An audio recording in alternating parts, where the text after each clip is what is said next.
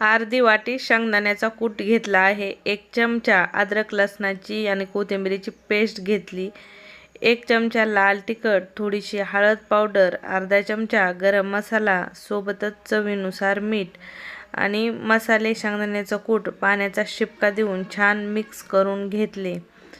तोपर्यंत इकडं मी वांगी चिरून ठेवली होती. वांगी चिरून स्वच्छ धुवून घेतलेले आहेत. मिक्स केलेला मसाला वांग्यामध्ये भरून घ्यायचा आहे. इथं सर्व वांग्यामध्ये मसाला मी भरून घेतलेला होता. गॅसवर पॅन गरम करायला ठेवायचा. 1 चमचाभर ऑइल टाकायचं, अर्धा चमचा जिऱ्याची फोडणी द्यायची, भरून घेतलेले वांगे पॅनमध्ये टाकायचे, उलटपुलट करून उरलेला मसाला पाण्याचा शिपका देऊन 10-15 मिनटं झाकून कमी गॅसवर भाजी ठेवायची आणि मस्त इथं आपली सरभरीत वांग्याची भाजी तयार झाली.